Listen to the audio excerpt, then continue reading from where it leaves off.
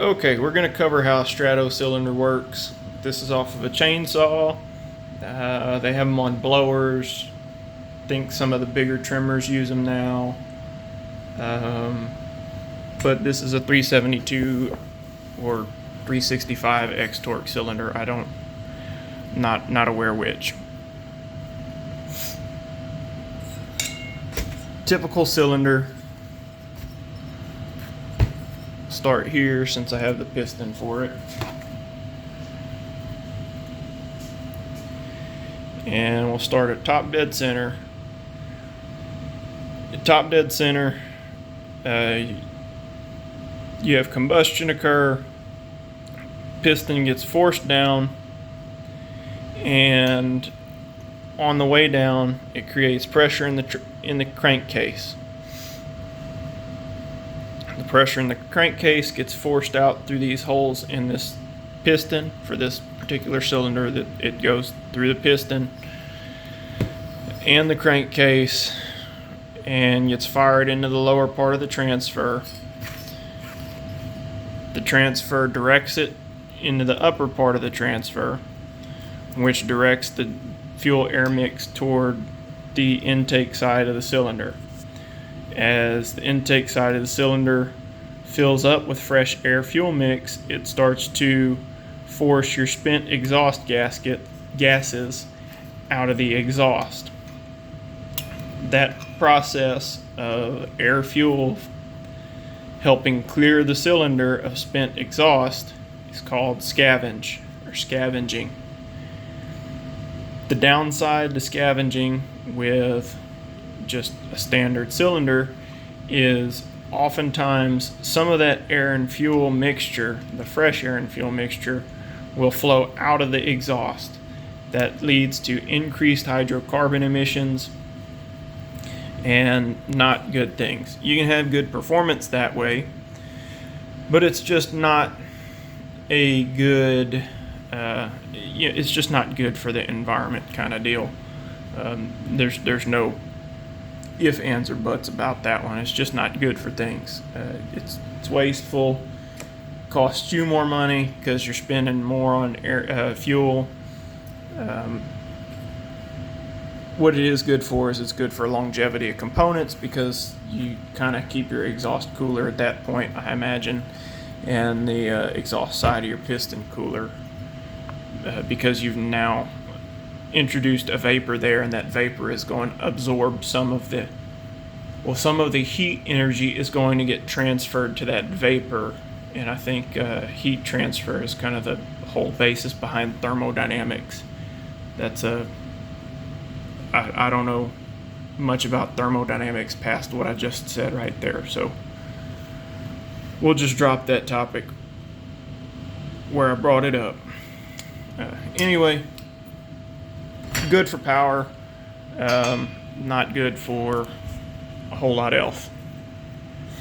So what I come up with is a strato cylinder.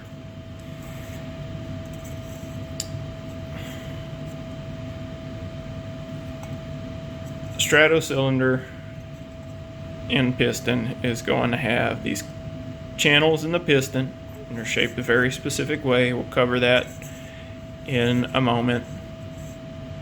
And a separated duct for fresh air.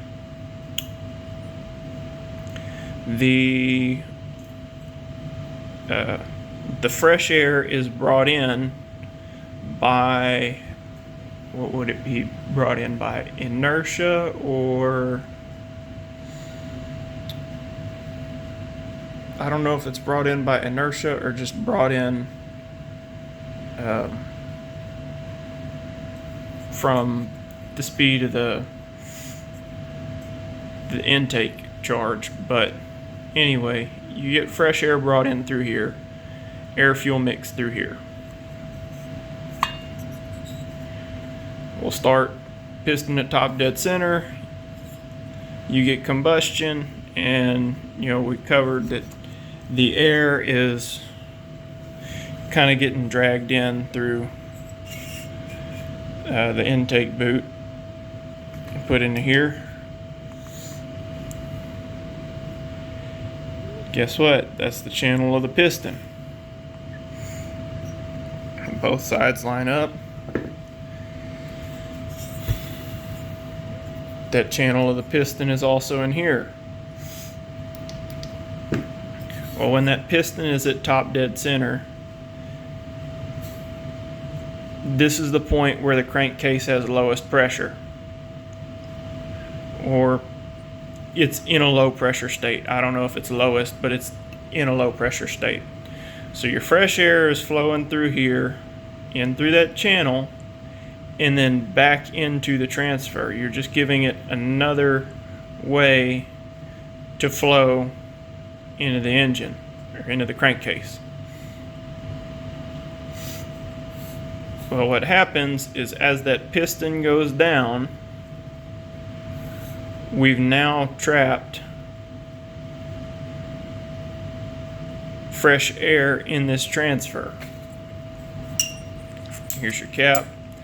So that transfer is not full of air fuel mix, it's full of fresh air.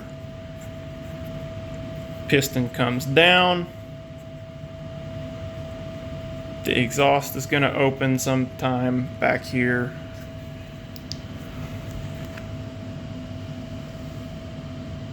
Yeah, so the exhaust is opening. We're getting ready to open.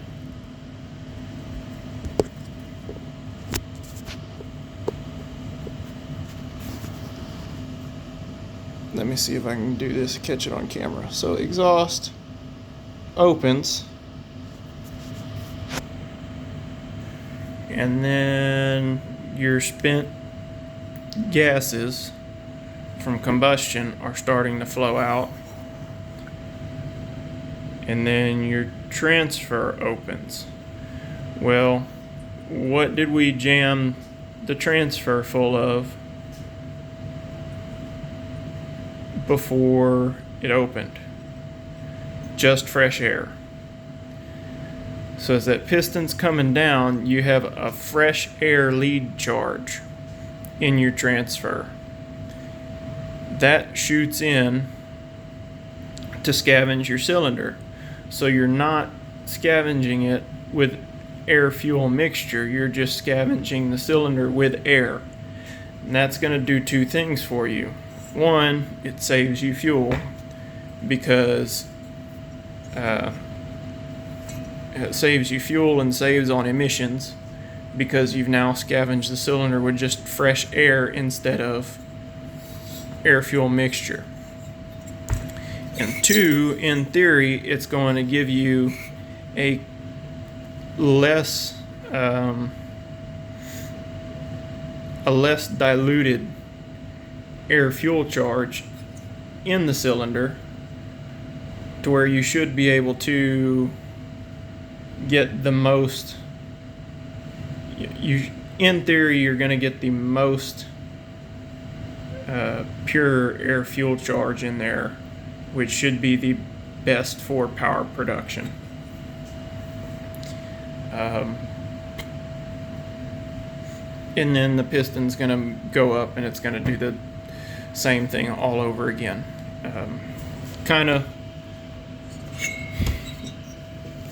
Could be kind of convoluted in the way I explained it, but what you need to remember is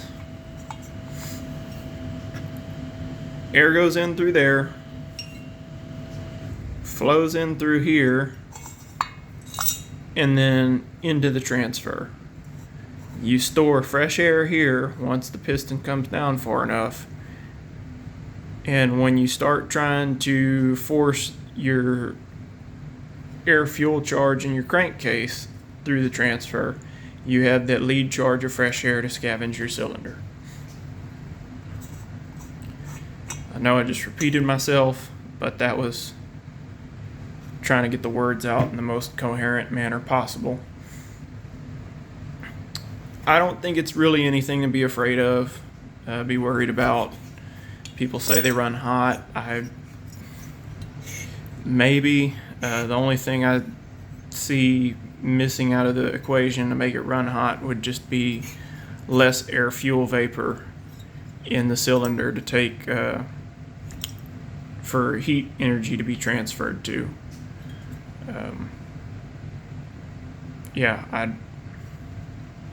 How important that is, not 100% sure, but I don't know, we'll find out. Since that's a good cylinder and piston, it'll get hot rodded, and I don't know what I'll do with that. Either sell it or raffle the cylinder or send it to someone. I don't know. But there's your lesson on a strato cylinder. If you have any questions, go ahead, leave them in the comments. Yeah, that's all there is to it. It's not super complicated. The scary part of it is just what you don't know. Once you know what's going on, the process, it's like, oh, that's all it is. Okay, I think I can work with that. Still a timing controlled event like anything else in there. I imagine you could control strato timing by doing weird stuff with the piston, where you could give it more duration in the stratos. Again, I have no experience doing that, but in theory you could shave on the piston, change the strato duration, same as changing duration on the strato ports themselves. Is it a good idea to do? Don't know. Is it something that can be done? Yeah, probably.